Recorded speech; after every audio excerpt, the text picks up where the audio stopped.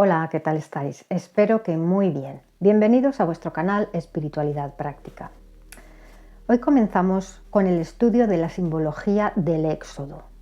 El libro del Éxodo narra cómo el pueblo de Israel fue sacado por Yahvé de la esclavitud en Egipto hacia la tierra prometida, Canaán, una tierra que emana leche y miel.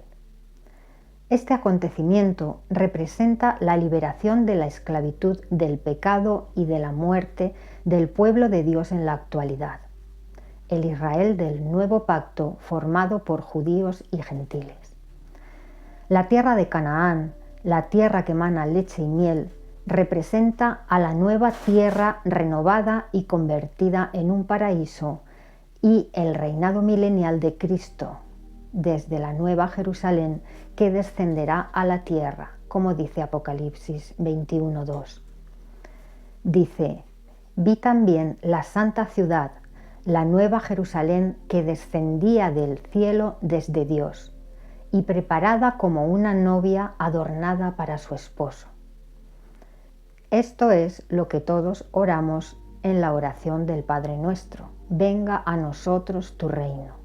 El descenso de la nueva Jerusalén del cielo a la tierra desde Dios.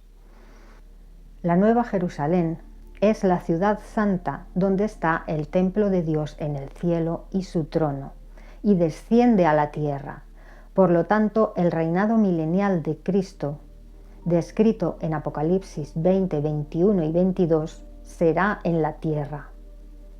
El pueblo de Israel surge del patriarca Abraham. Abraham nace en Ur de los Caldeos, la cuna de la idolatría. Y Yahvé le dice a Abraham, Génesis 12:1, vete de tu tierra y de tu parentela, y haré de ti una nación grande y te bendeciré, y de veras haré grande tu nombre. En nuestros días, Dios nos pide lo mismo que Abraham. Nos pide que salgamos de la idolatría de Babilonia la Grande, la madre de las rameras por causa de su idolatría. Babilonia la Grande es la religión falsa. Leamos esto en Apocalipsis 18:4. Dice: sálganse de ella, pueblo mío, si no quieren participar con ella en sus pecados y si no quieren recibir parte de sus plagas, porque sus pecados se han amontonado hasta llegar al cielo, y Dios ha recordado sus actos de injusticia. El libro de Éxodo narra la salida del pueblo hebreo de la esclavitud en Egipto. El término hebreo aparece por primera vez en Génesis 14 para referirse a Abraham. Abraham el hebreo. Este término tiene su origen en la palabra hebrea Abar, que significa cruzar o pasar. Se cree que Abraham fue llamado el hebreo porque cruzó el río Éufrates al emigrar de Ur de los Caldeos hacia la tierra de Canaán. En este sentido, hebreo podría designar a alguien que vino de más allá del río, alguien que cruzó desde más allá del río. Así pues, Abraham cruzó el Éufrates y se instaló en Canaán. Los hebreos eran pastores, pero una gran hambruna que duró 7 años obligó a los hebreos a emigrar a Egipto, como vimos en la historia de José.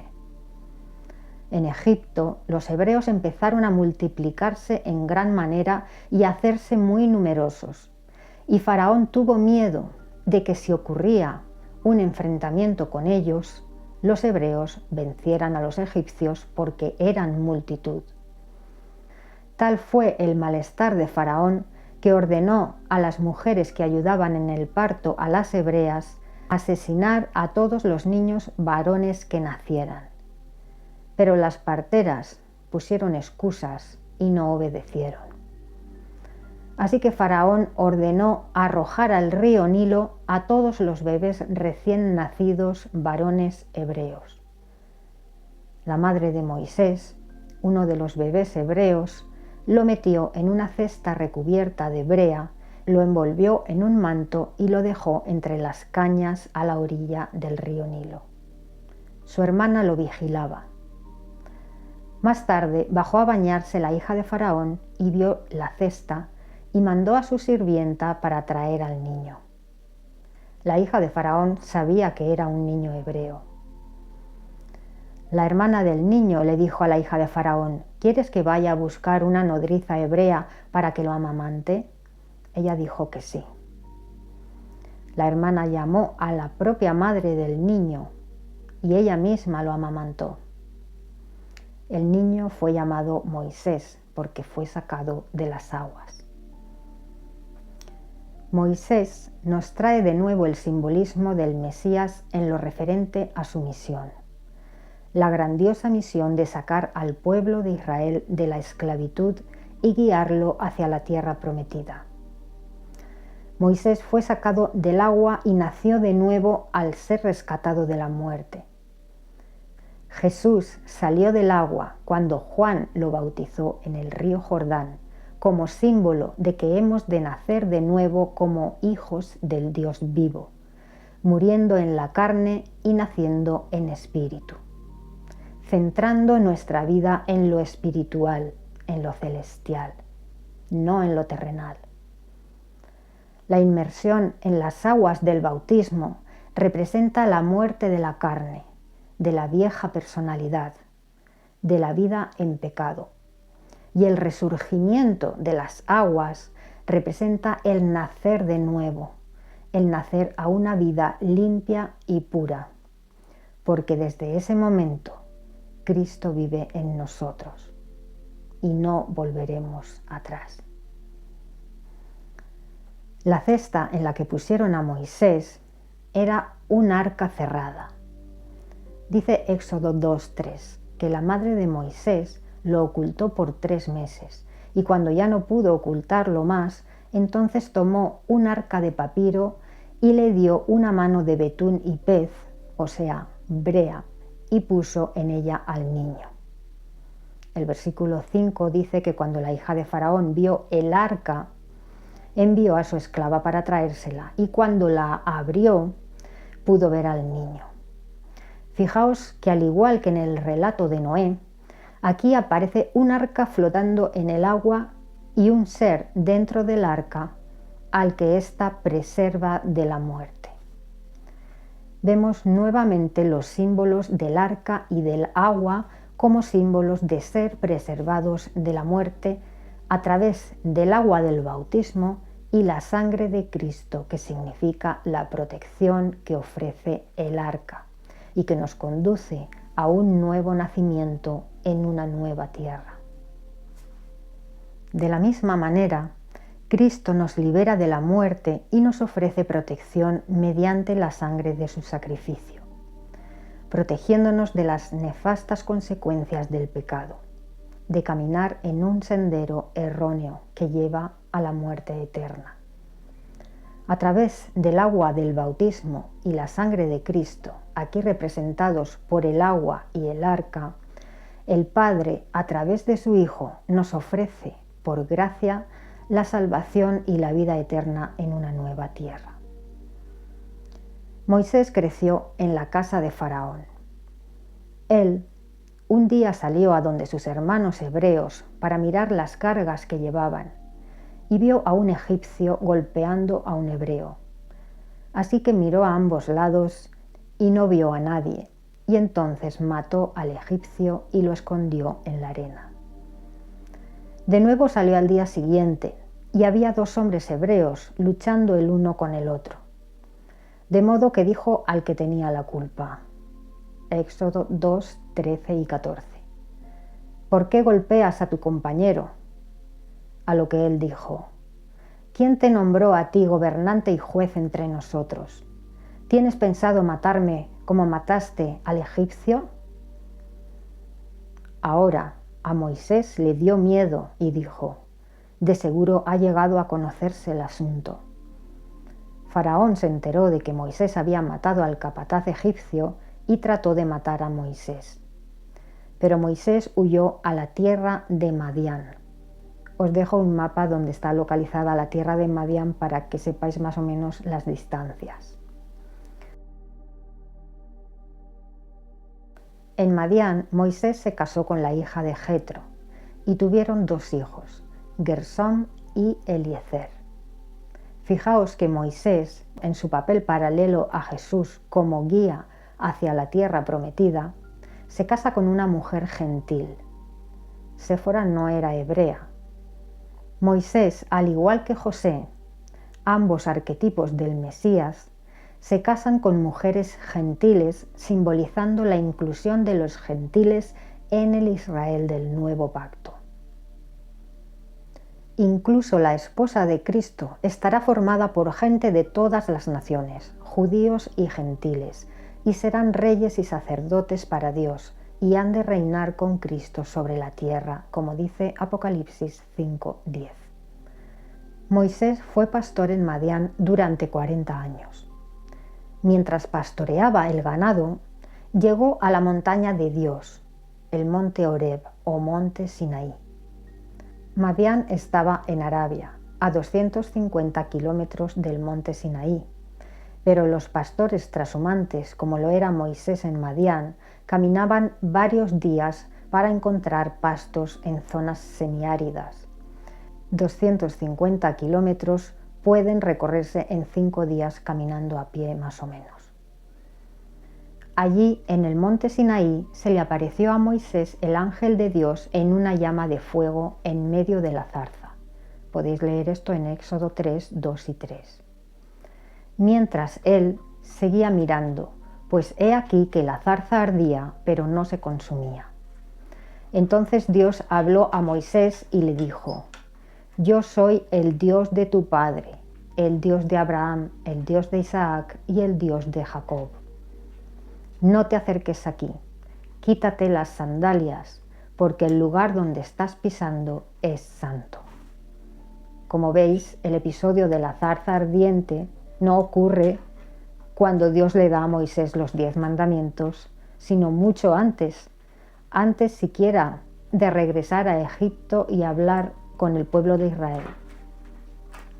En el libro de Jubileos, capítulo 4, versículo 26, dice que hay 4 lugares en la tierra que son del Señor: el jardín del Edén, el monte oriental, que puede ser el monte de los Olivos, que está al este de Jerusalén, o el monte Ararat, que está al este del Edén, y es donde quedó el arca de Noé cuando se posó en tierra.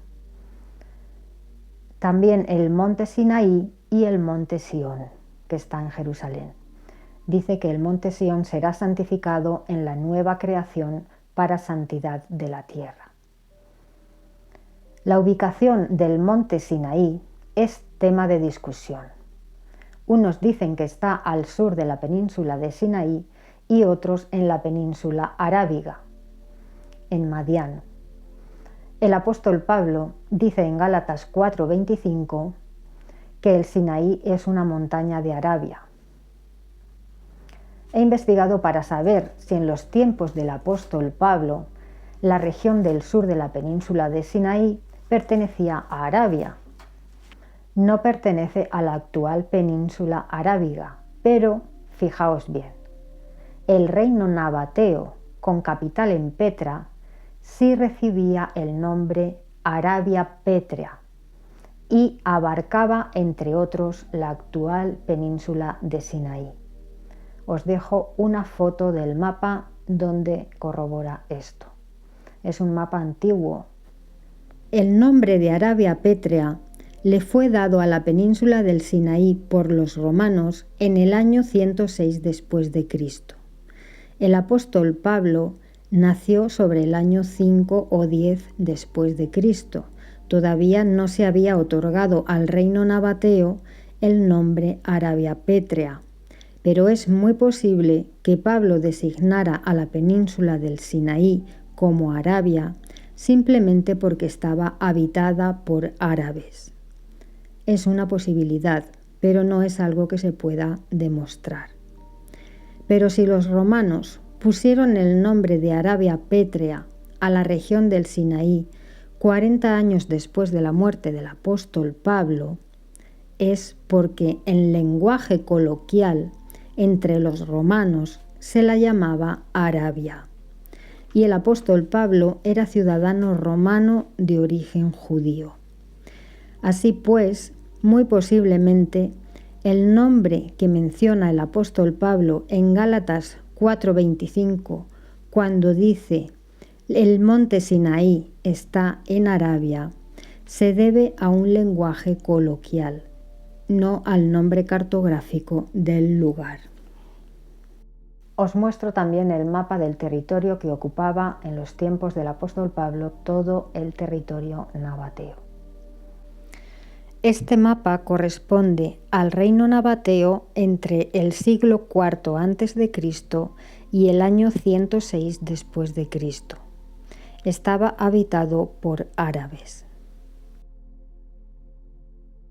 En Éxodo 3:7, Yahvé dice a Moisés que ha visto la aflicción de su pueblo en Egipto y que conoce bien los dolores que sufren, y quiere que Moisés, con la guía de Yahvé, saque a su pueblo de la esclavitud en Egipto y los haga subir a Canaán, la tierra que dio a Abraham, la tierra que emana leche y miel.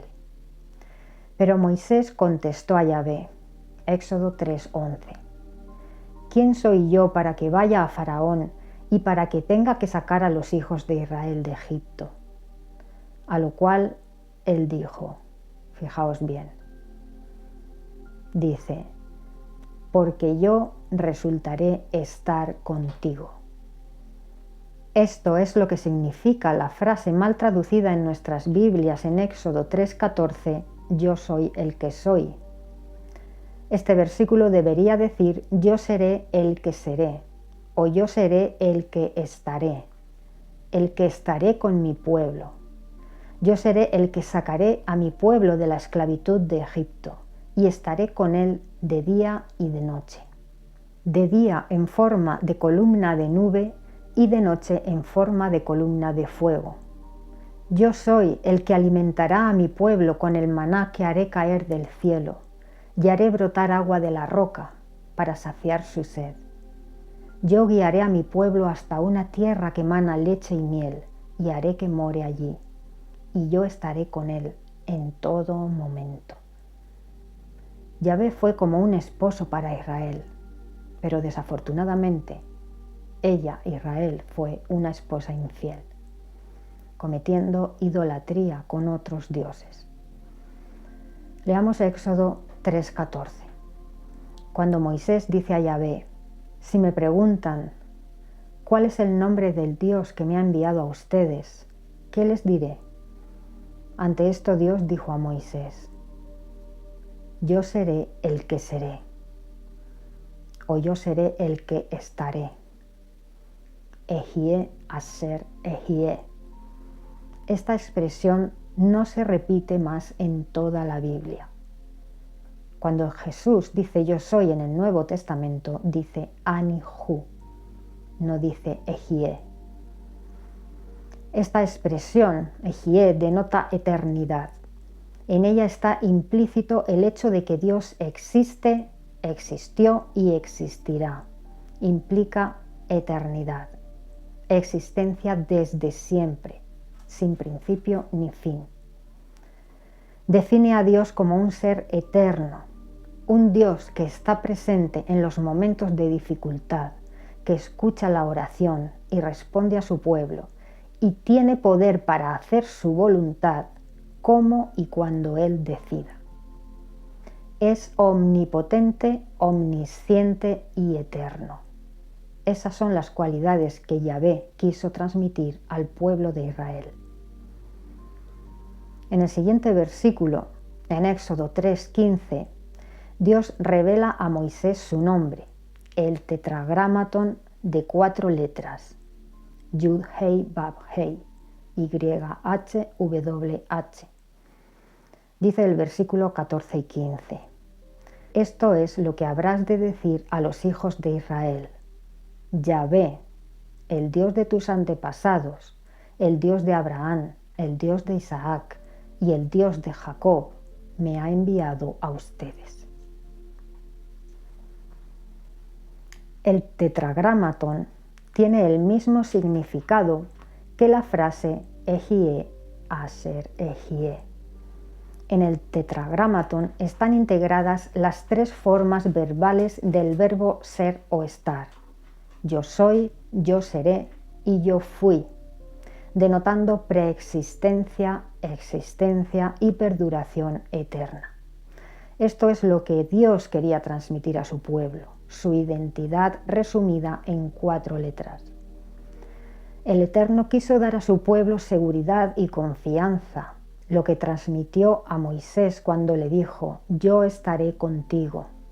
Lo mismo que le dijo a Jacob en Génesis 46:3: no tengas miedo de bajar a Egipto, yo mismo bajaré contigo a Egipto y yo mismo de seguro te haré subir también. Con esto se estaba refiriendo al éxodo de los descendientes de Jacob en su salida de Egipto. Así pues, Yahvé envió a Moisés a Egipto y le dijo que hablara a los ancianos del pueblo hebreo, los cuales eran jueces y sacerdotes, y le dijo que hablara también a Faraón y le dijera, Éxodo 3:18, queremos ir, por favor, camino de 3 días al desierto y queremos hacer sacrificios a Yahvé, nuestro Dios. Moisés se quejó a Yahvé y le dijo que él no tenía facilidad de palabra. Entonces Yahvé le dijo que fuese con él su hermano Aarón, y éste hablaría por él. Éxodo 4:16 dice: y él tiene que hablar por ti al pueblo, él te servirá de boca, y tú le servirás de Dios. ¿Veis lo que os comentaba de la traducción de la palabra Elohim como Dios? Aquí dice que Moisés servirá a Aarón de Dios. Dios solo hay uno, el Padre. Aquí se utiliza en hebreo la palabra Elohim, que significa ser poderoso, ser que hace señales poderosas. Porque Moisés habría de ejecutar señales poderosas y para eso Dios dio a Moisés una vara con la que ejecutaría las señales. Solo hay un Dios. Moisés no puede ser Dios, pero sí puede ser un Elohim y ejecutar señales poderosas. Cuando Moisés dijo a Faraón: deja ir a mi pueblo al desierto para que hagamos sacrificios a nuestro Dios, Faraón contestó, Éxodo 5:2, ¿quién es Yahvé para que yo obedezca su voz y envíe a Israel? No conozco a Yahvé y no voy a enviar a Israel. Moisés advirtió a Faraón que si no dejaba ir al pueblo de Israel, Yahvé lo heriría con plagas o con espada. Pero Faraón no solo no dejó ir al pueblo hebreo, sino que hizo que ellos mismos fueran a buscar la paja para hacer los ladrillos, la cual antes les era proporcionada por los egipcios. Además, les exigía la misma cantidad de ladrillos por día que antes cuando disponían de la paja. Ellos no podían cumplir la cuota de producción y por ello los oficiales de los israelitas eran golpeados. Después de esto, los israelitas no quisieron escuchar a Moisés. El texto que voy a leer ahora es un símil de lo que ha de venir, porque las plagas del Éxodo son un símil de los juicios del Apocalipsis, las trompetas y las copas. Dice el texto, Éxodo 6:6. Por lo tanto, di a los hijos de Israel, yo soy Yahvé, y ciertamente los sacaré de debajo de las cargas de los egipcios y los libraré de ser sus esclavos, y verdaderamente los reclamaré con brazo extendido y grandes juicios. Versículo 8. Y ciertamente los introduciré en la tierra acerca de la cual alcé mi mano en juramento para darla a Abraham, Isaac y Jacob. Y verdaderamente la daré a ustedes como cosa que han de poseer. Yo soy Yahvé. ¿Qué simboliza esto como profecía y simbología para nosotros, el Israel del nuevo pacto, el pueblo de Dios en la actualidad? Primeramente, dice que Yahvé librará a su pueblo del maltrato y de la esclavitud que le está ocasionando Faraón. Aquí, en Éxodo, Faraón es un prototipo del anticristo. Entonces, Esto representa dos cosas. Primera, Dios sacará de la angustia de la gran tribulación causada por el anticristo a su pueblo durante el evento del arrebatamiento. Como dice Apocalipsis 7:14. Dice, y me dijo, habla uno de los 24 ancianos a Juan, estos son los que salen de la gran tribulación y han lavado sus ropas largas y las han emblanquecido en la sangre del Cordero. Por eso están delante del trono de Dios y le están rindiendo servicio sagrado día y noche en su templo. No dice que estos son los que salieron en pasado, sino los que salen en tiempo presente. Con lo cual esa escena, el arrebatamiento, está sucediendo en el cielo, delante del trono de Dios y del Cordero, mientras en la tierra continúa y está sucediendo la gran tribulación. El arrebatamiento ocurre durante la gran tribulación. Tampoco dice que estos que salen han sido asesinados, como en Apocalipsis 20, cuando se refiere a la esposa de Cristo, sino que dice que están saliendo, que salen de la gran tribulación. Esto coincide con el arrebatamiento que describe el apóstol Pablo en 1 Tesalonicenses 4:17, cuando dice, el Señor mismo descenderá del cielo y los muertos en Cristo, los mártires a los que se nombra en Apocalipsis 20, resucitarán primero. Y los que quedemos vivos, los que durante la gran tribulación y durante su presencia quedemos vivos, seremos arrebatados junto con ellos en las nubes, al encuentro del Señor, en el aire. Aquí no dice que el Señor desciende a la tierra y pone sus pies en el monte de los olivos, como dice Zacarías 14:4. El monte de los olivos es el monte desde donde Jesús ascendió al cielo y el monte donde pondrá sus pies cuando regrese, como dice Hechos 1:11. Vendrá así, de la misma manera como lo han contemplado irse al cielo, y al mismo lugar, como dice Zacarías. Pero en 1 Tesalonicenses 4, Pablo dice que no desciende a la tierra, sino que se queda en las nubes, en su presencia. En los textos donde habla de su presencia, se utiliza la palabra griega parusía, y en los textos donde habla de su segunda venida, donde sí desciende a la tierra, utiliza la palabra erjomai. Hace la distinción entre su presencia y su venida. Pero en español las dos se traducen como venida y crean confusión. Parousia significa presencia, estar al lado de. Erjomai implica movimiento, desplazamiento, en este caso hasta la tierra. Así pues, en Éxodo nos está diciendo simbólicamente que Dios, enviando a su Hijo unigénito, primero sacará a su pueblo del agravio de la gran tribulación causada por el anticristo. Después de esto enviará sus juicios contra el anticristo, aquí representado por el faraón, y contra todos los impíos. Durante los juicios de las trompetas, el pueblo de Dios será librado siendo sellado en la frente con el sello de Dios para que los ángeles los protejan, como hicieron cuando marcaron los hebreos con la sangre las jambas de sus puertas como símbolo del sello de Dios, de la sangre del Cordero de Dios, el Cristo.